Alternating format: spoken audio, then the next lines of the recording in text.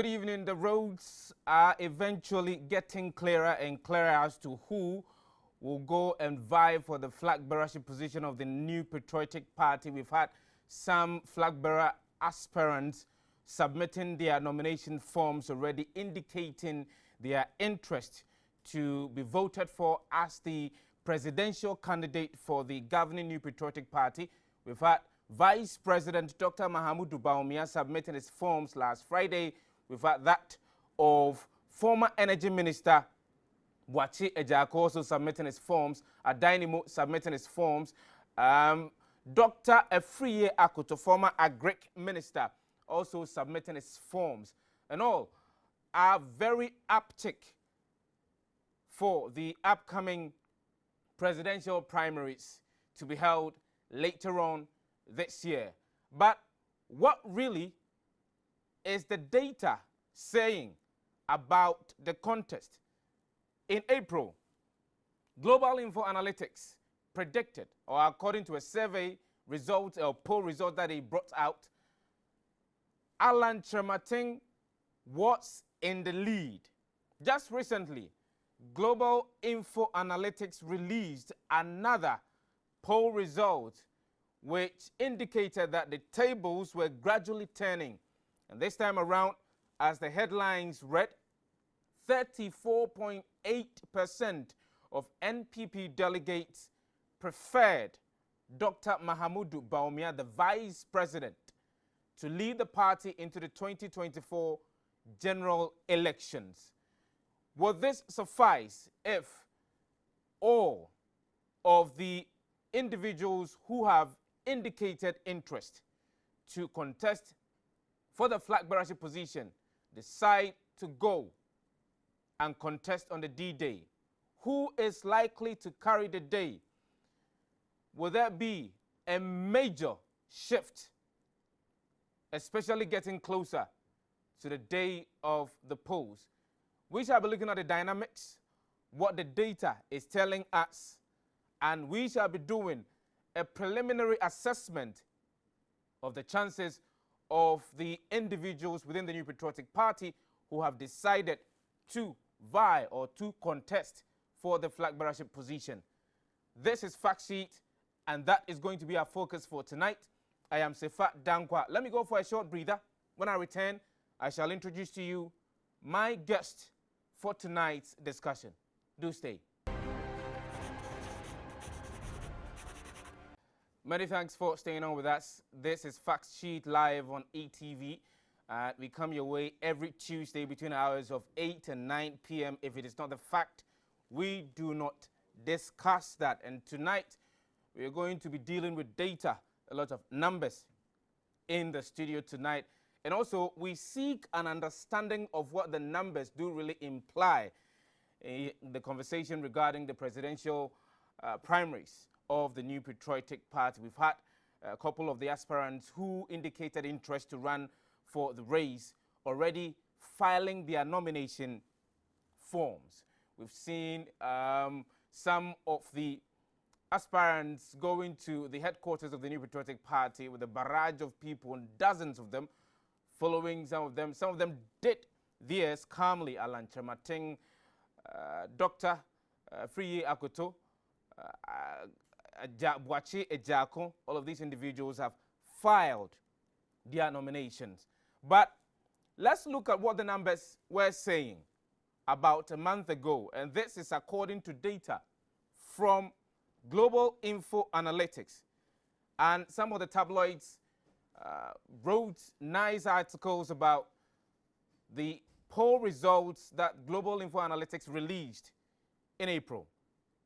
Alan still leads Bawumia in NPP polls. That's according to Global Info Analytics. Let me give you bits and pieces of the information that Global Info Analytics shared with us.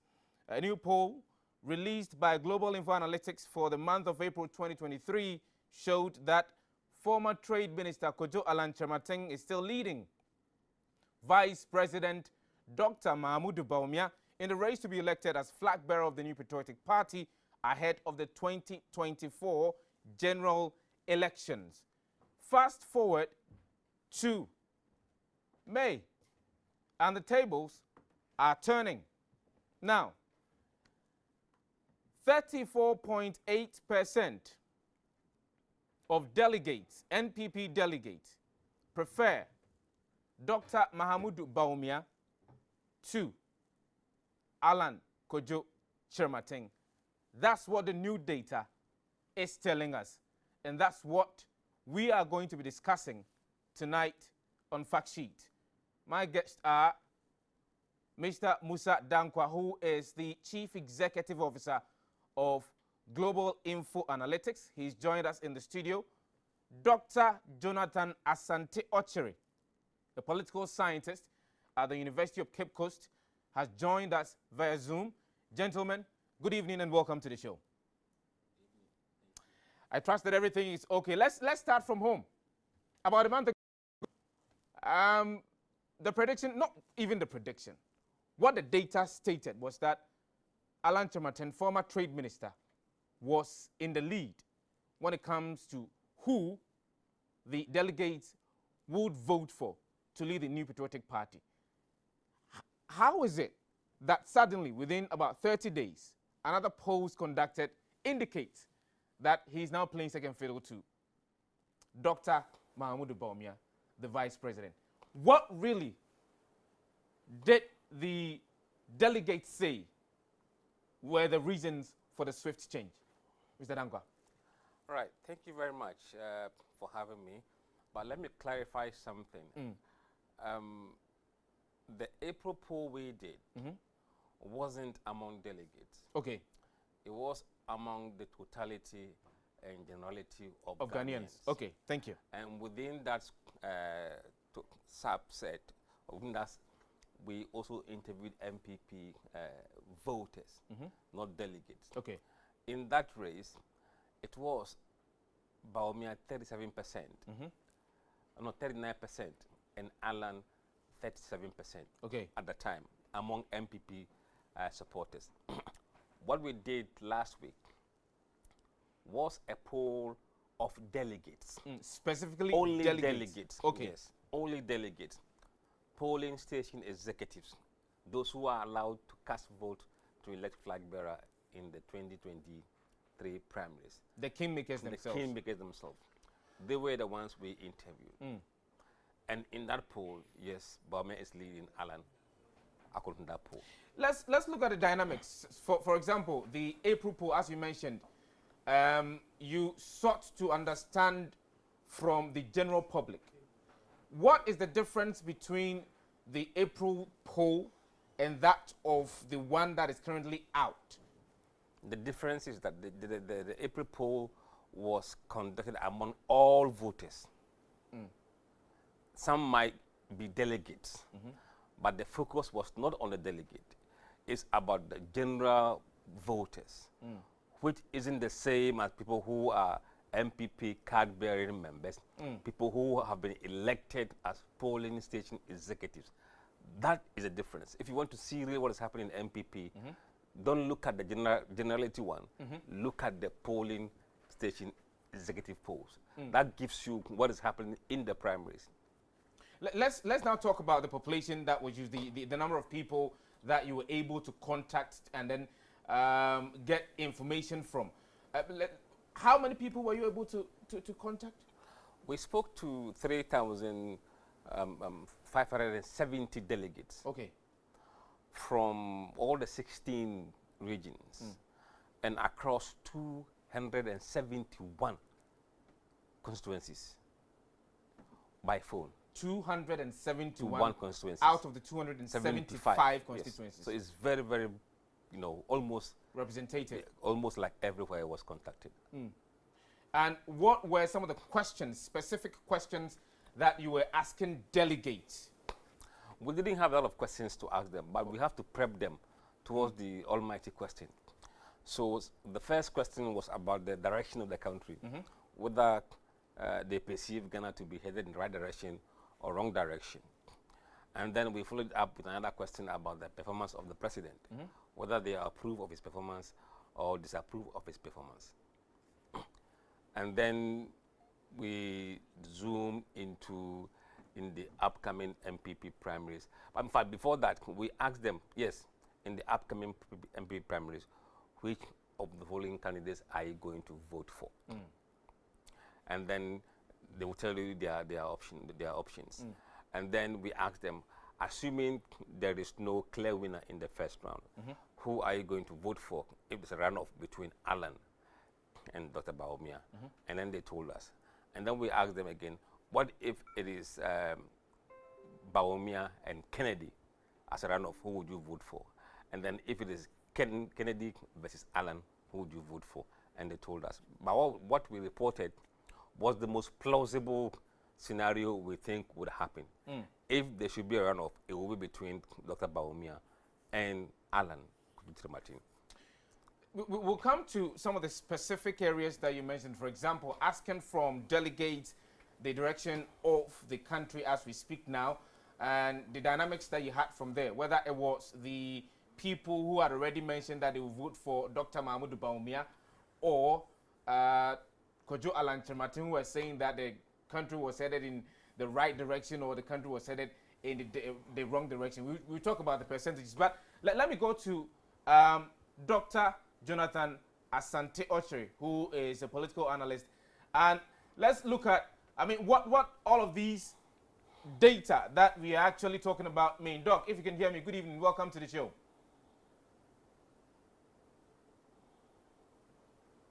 Good evening, my brother. I trust you're doing well, Doc. I'm doing great. From where you sit and looking at the number of aspirants who have declared their intentions, some have actually taken the steps of picking nomination forms and even filing them. What do you make of the NPP's race towards choosing who to lead the party into the 2024 elections? I didn't hear the latter part of your question. What do I make of what the NPP that what? What do you make of the people who have declared their intent to run for the flag bearership position of the new patriotic party? Oh, okay. Thank you. Let me say good evening to your viewers. I think that it is quite obvious that if you do a rank shifting, now if you are counting from 5 to 1, well, it appears that the first 3 are likely going to be Dr. Bawumia, Alan, and Japan. But come to think of it, Boache is equally, making some waves along the line. And I think that he's equally, as it were, ruffling feathers within the powers of the party. I have not been too sure about the 4th and the 5th. Those who are likely to place 4th and the 5th, that is, if they're able to do the special conference, that special delegate conference that they intend to do before the first 5 will contest, as to then become flag bearer. And the 4th and the 5th is still a very gray area as to which among the rest will fall within that period, within that particular, rank is what I really don't.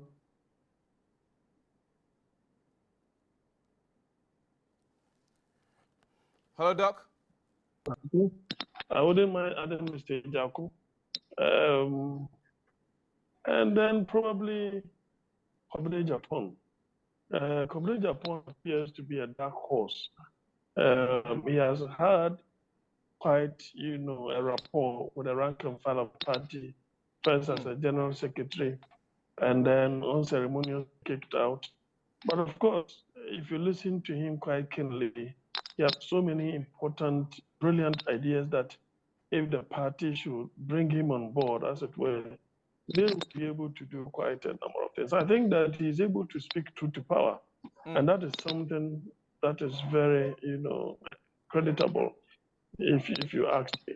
So by and large, the first 3, I'm yet to put anyone on top in terms of either Dr. Bawumia or Alan. Because believe you me, if not that Dr. Baumia has the backing of the establishment, so to speak, I don't see how he would have been ranked in any way close to Alan, because the MPP, as it stands now, is a conservative party, and they believe in the fact that you're supposed to climb the cursus honorum, the course of honor, as the Romans would tell you, gradually before you need to pay your dues. Because you are talking about someone who by 2008 was not even a card-bearing member of the party, is given the opportunity to become the vice presidential candidate, of Mr. Akufo-Addo, and he's been running, with Mr. Akufo-Addo all this while. So he appears to be a boy of the president and all the other, members of the establishment and the kingmakers or the power brokers, so to speak. And that is what is making, the Alan chance a bit jittery.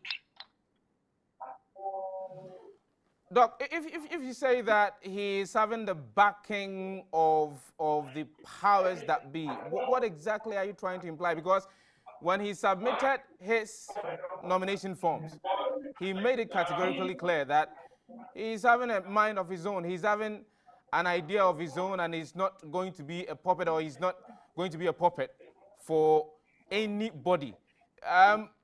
What exactly are you trying to imply when you say that he's having the backing of the establishment, especially even when during his tours, as we can see, he's been moving around not in state convoy but in buses?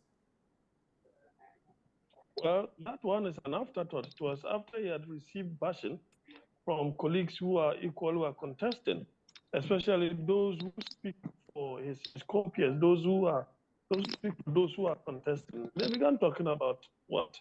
Abuse of incumbency. And of course, that in itself will inure to his disadvantage. That's the more reason why he's changing his status.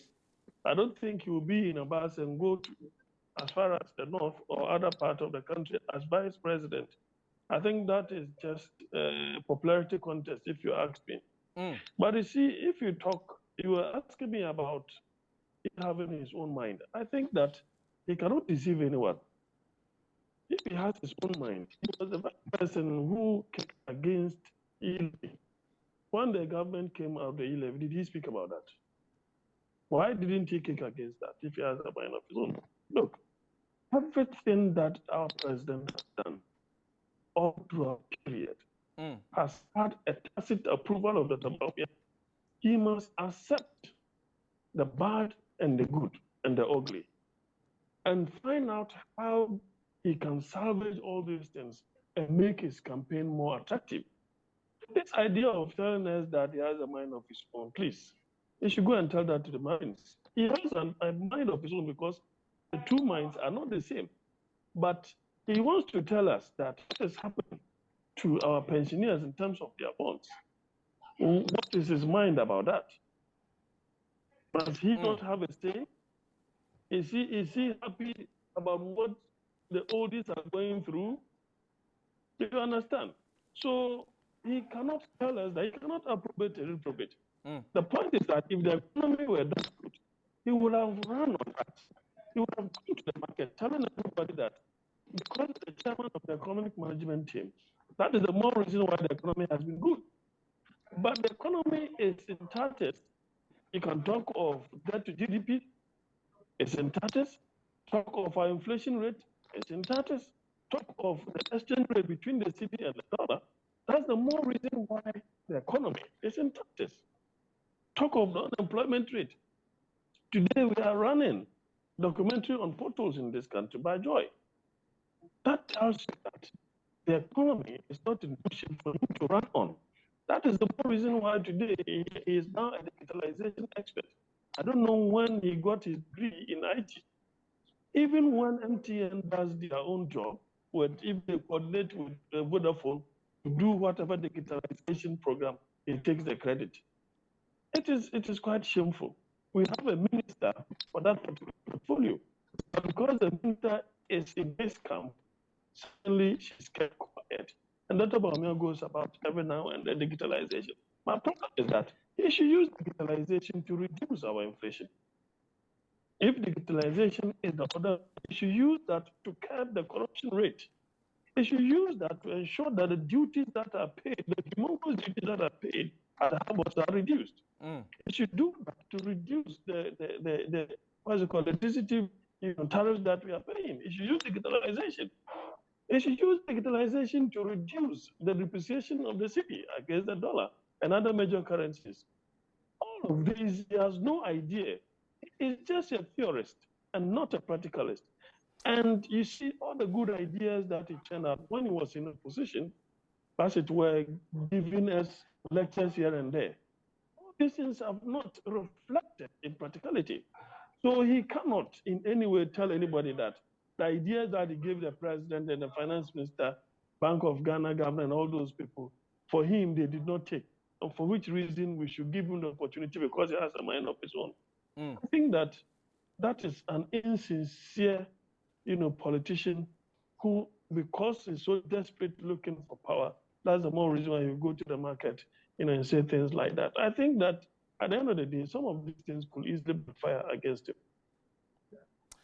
Doc, I'll get back to you on some of the areas that we need to look at, because if you happen to follow the conversations on the voting patterns, the possible or the likely voting patterns. For example, today, there was a video that was circulating in which the Vice President, Dr. Mahmoud Bawumia, was making a statement that the National Democratic Congress has got 3 pillars. That's the voter region, Zongo communities. And if he's elected as the leader of the New Patriotic Party, 2 of these pillars for the National Democratic Congress, he'll be able to destroy them and win for the New Patriotic Party.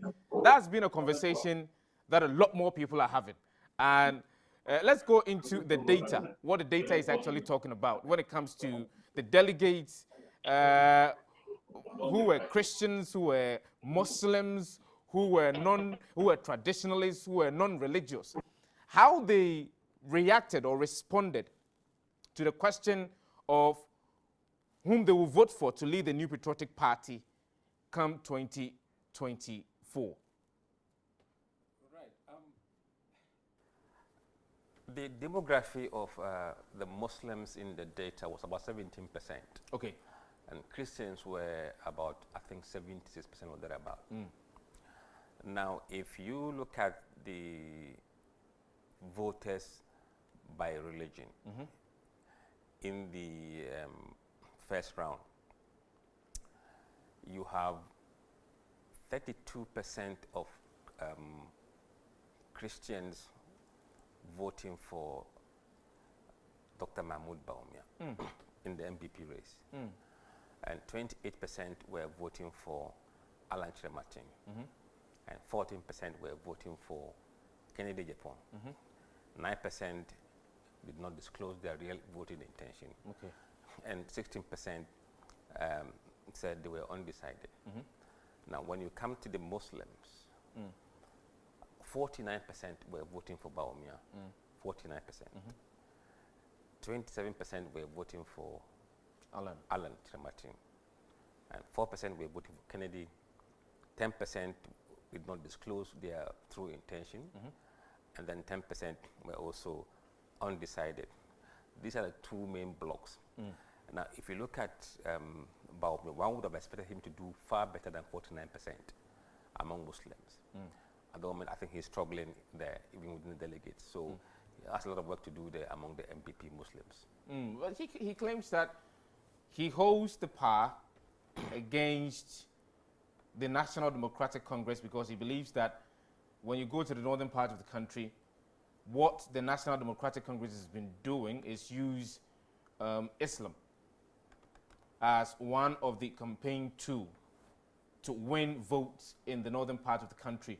When you go into the Zongo communities across the country, they preach that they're also Muslims. And when you go to the voter region, they say that is their World Bank. Doc, let me come back to you and let's try to make sense of the data as is being shared by Global Info Analytics.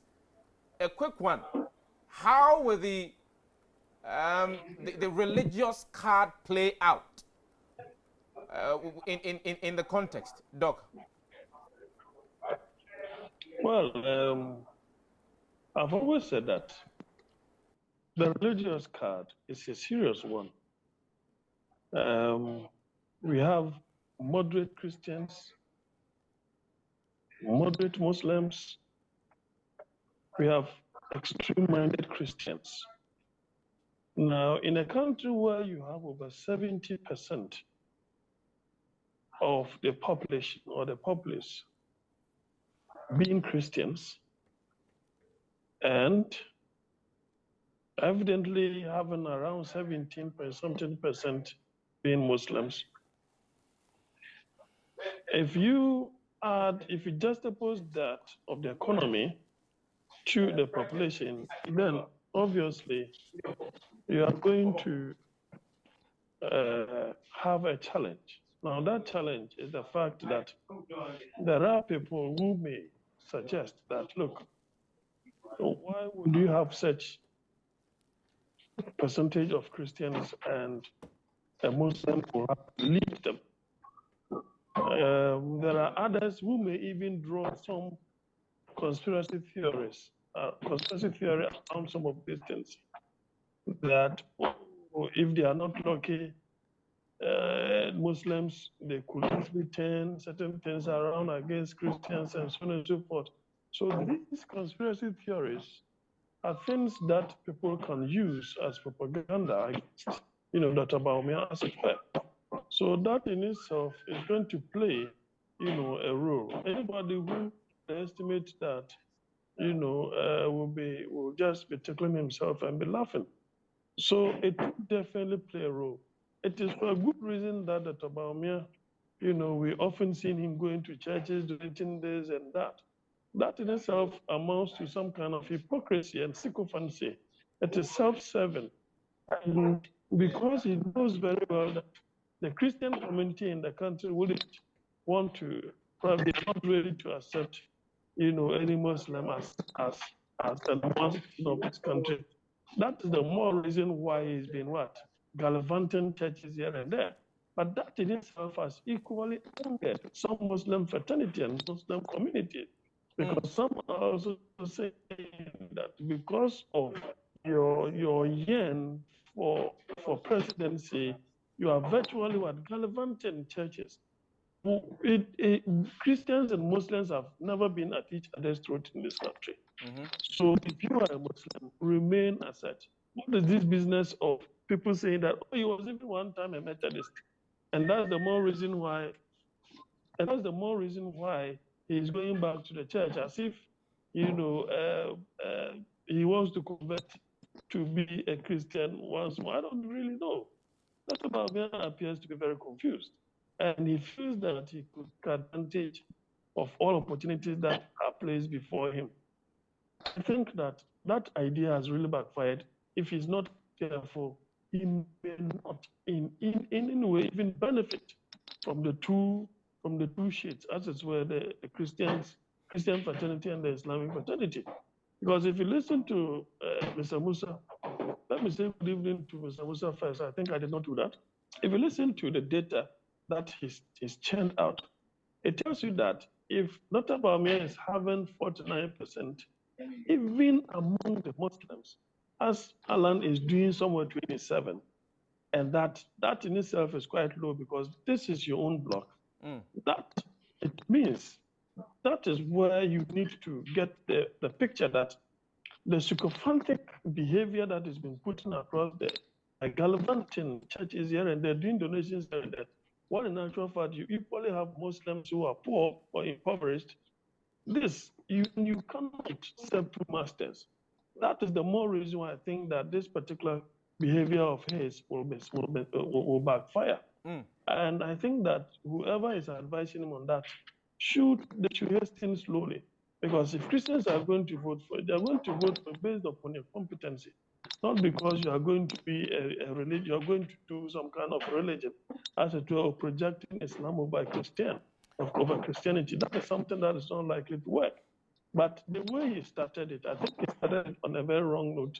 We have never fought. Christians and Muslims have never fought. So it is not about he going to the churches and making decisions that will make people accept him. That behavior, people will see that as hypocrisy and sycophantic. Doc, we'll get back to you on other matters and as well as the data as we're churning out here on the show. This is Fact Sheet live on ETV Ghana. We're also live on Nisim 100.1 FM in Tamale, Nisim 95.9 FM in Bolgatanga. We're also streaming live on Facebook. You can leave your comments on our Facebook live stream and I'll gladly read that. But when we return from the break, we will still talk about the data as to what delegates looked at in deciding who is likely or who they would want to lead the New Patriotic Party. We'll make sense of the data when we return shortly. Many thanks for staying on with us. This is Fact Sheet live on ETV Ghana, live on Nisim 100.1 FM in Tamale, live on Nisim 95.9 FM in Bolgatanga. We are also streaming live on Facebook. You can leave your comments and your contributions. If you have any questions with regards to the data that we are churning out tonight on the show, you can leave your questions there as well. When I happen to read them, my guest for tonight, Dr. Jonathan Asante-Okyere, who is a political scientist and a lecturer at University of Cape Coast, as well as Mr. Musa Dankwa, Chief Executive Officer of Global Info Analytics, will try to answer those questions for you. And we're trying to make sense of the data that has been churned out so far. And we're talking about the issue of playing the religious card. How is it like within the New Patriotic Party? How is it like outside the New Patriotic Party? So we're looking at the polls that you conducted in April, which was amongst the general population, and a poll that was conducted last week, which was amongst delegates who are likely to vote for during the presidential primaries. Yeah. Now, if you look at the NPP delegates poll, I mean, Baume is doing less than half of the Muslim delegates in the sample, about 49%. He needs to hit at least 70% in that demography. If not, that will be a problem for him, and his message about as Muslim voting is going to win them. Now, if you leave the NPP delegate and then come to the general voters, for the latest number we have is April 2023 poll, when we pegged him against John Mahama. In that poll, among Muslims, John Mahama was doing 65%. Wow. And Baume was doing 30%. But John Dramani Mahama, the former president of the Republic of Ghana, is not known to be a Muslim. I think people misunderstand the Muslim vote in this country. And they wonder why NDC wins the Muslim vote. It is not about Islam. Okay. No. There are Muslims in NPP, there are Muslims in NDC, there are Muslims everywhere. But I think something that people know, but they hardly speak about it. Okay. I have lived in Zongo throughout my entire life. I know the issues. And I know people know the issues, but they can't be bold about it. Wow. It is about the Aliens Compliance Act of 1969. The expulsion of certain group of people who happen to be Muslims. They were mostly from West African countries, Togo, Benin, Nigeria, Niger, Burkina Faso, Ivory Coast. They suffered disproportionately during the Aliens Compliance Act. They call it in Zongo Korambuzia, the expulsion of Buzia. And this has been fed into the community for generations. So MDC has never put a Muslim candidate on their ticket, apart from the vice president before, the candidate by Mohammed Mumuni. And even that they didn't win. So it's not because of the Islamic faith, that's why they win, because they've never put a Muslim there. but it is the fact that NDC attracts certain people who felt historically they didn't belong anywhere, and they found home in NDC. As simple as that. That's the dynamics in there. When the two parties decide to play the religious card, it looks as if it's not going to favor the New Patriotic Party. As Mr. Dankwat mentioned, if indeed Dr. Mahmoud Bawumia would want to win, he needs to up his game in that regard. But also, one of the key areas in the conversation has been about ethnicity. We've had people like Bugri Naba, former Northern Regional Chair of the New Patriotic Party, making statement to the effect that if delegates of the New Patriotic Party fails to vote for Dr. Mahamudu Bawumia, it then goes to suggest the assumption that the Northerners and the Muslims have always been playing second fiddle to the Akans within the New Patriotic Party. We've had other individuals who have tried the tribal or the ethnicity card as well. Let's make a sense of, within the delegates, how critical ethnicity is. Look, from the data, right, about 56% of the delegates are Akans. And less than 10% of them are Molia Dagbani. And LS about 9%. So the block that is quite huge is the Akan group. Now, if you want to play the ethnicity within this block, then definitely you're going to be at disadvantage because Molia Dagbani groups doesn't have that kind of clout in the delegate numbers to sway the election your way. I think we should move away from ethnicity and listen to the delegates. When you listen to the delegates, the reason why they were choosing candidates is much more sound. And for me, it is really, really what they should be looking at, rather than the ethnicity issue. What were some of the key issues that delegates were actually looking at? Look, for their choices? We asked these delegates what is the most important issue for you that you consider before you vote for someone as a candidate for the NPP. And you have 24% of them saying that for them it is competence of that person. Okay. So they want it to be focused on competence. You have 21% saying that, look, somebody who has worked hard for the party ranks second in order of important issues they want to consider.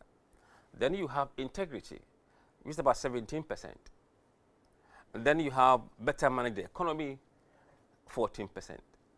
Then credible person, 12%. It is his time, in fact, 6%. And a unifier, 4%. And other factors are accounting for 3%. So clearly, the delegates said it is the competence, hard work, integrity, better manage the economy, and credible. They have the top tickets that are above 10% of the delegates' mind. So the contest must focus on these issues. The competence of the aspirants, aspirants, the integrity, and how long they've served the party. No, I won't say long. Say they've worked hard. Working hard for the party. Okay. So they have different views as to who works hard for the party. And in fact, in the runoff between Dr. Bawumia and Alan, we analyzed the people who were voting for Alan and Bawumia. How did they rate these candidates in terms of these key criteria? It was very shocking. You interested to know proportion of voters who said competence and how many were going for Alan. Let me quickly look at it. Integrity.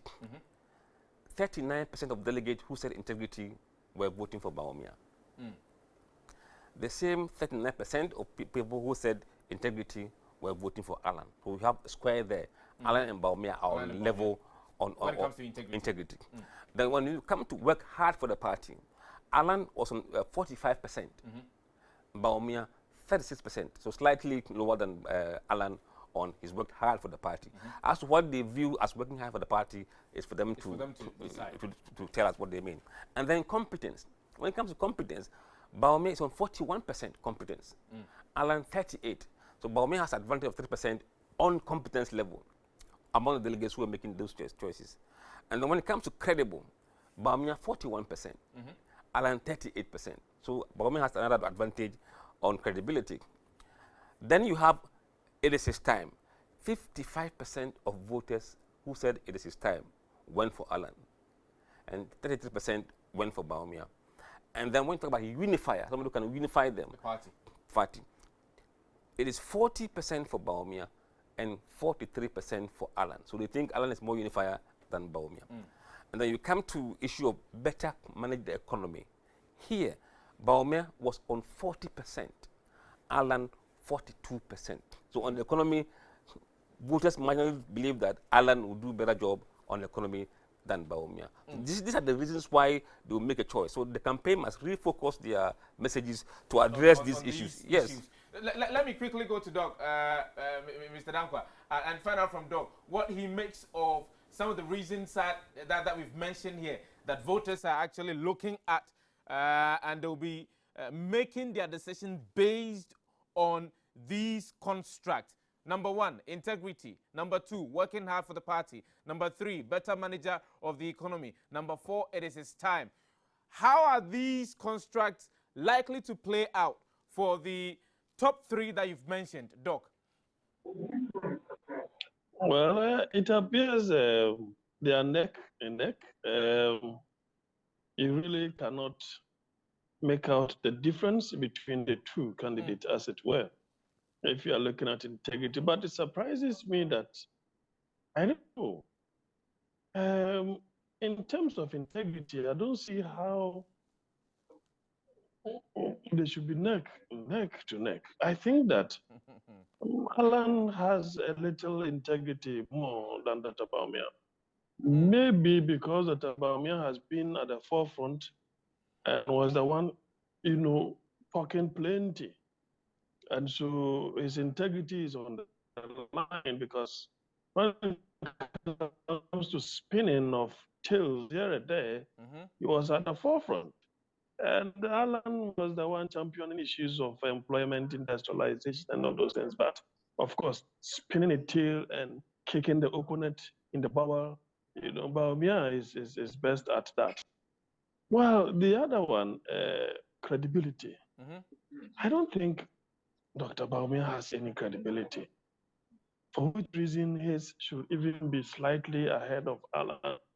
Credibility, I think that I've always said that the kinds of things that Baumia said, they are there waiting for him. So it is something that the NPP will have to struggle hard.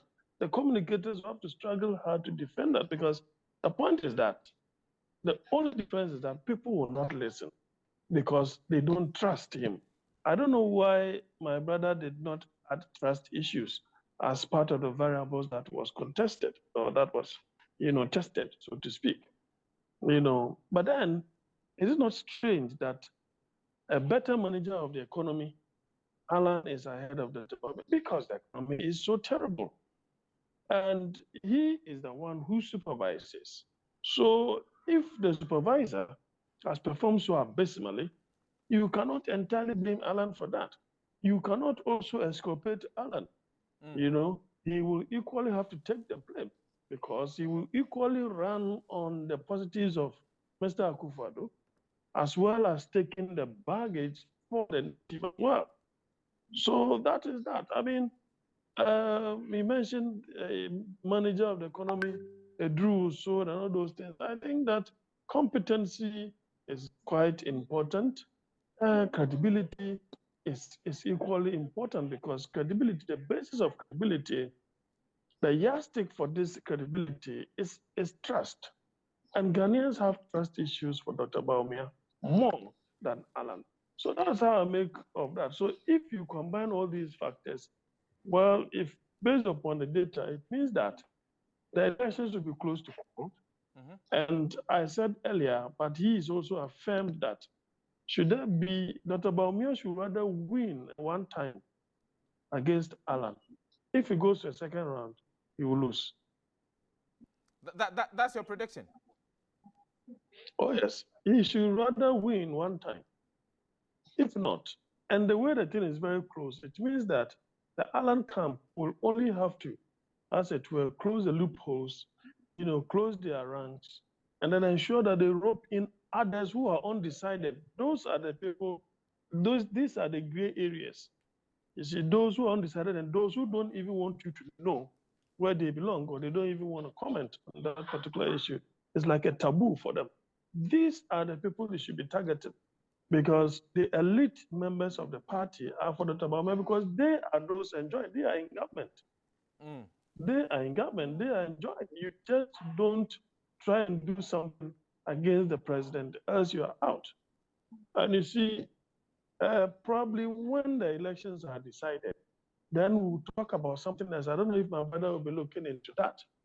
How those MPs who are for Baumia, should Baumia lose, how are they going to conduct their campaign to retain themselves in parliament, as it were?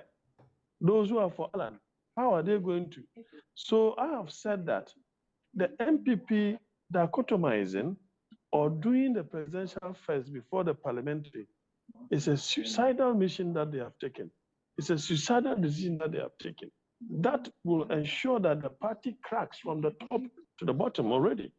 So that is for another conversation tomorrow. Sure. But be that as it may, be that as it may, based upon the data that is available and the various aspects of the data, I think finally that it is just going to be a neck-to-neck kind of thing.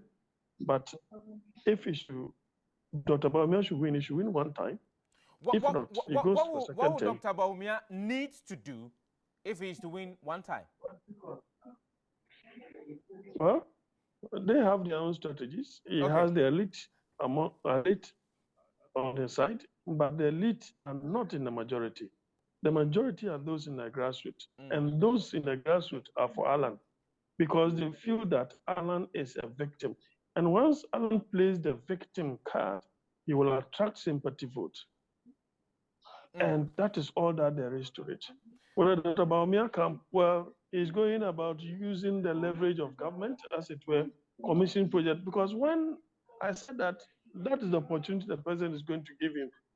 Because the president is someone who during the 2020 elections was even commissioning politics. Now, big projects, he is not going out there. It is Dr. Baumia who is doing these things on behalf of the president.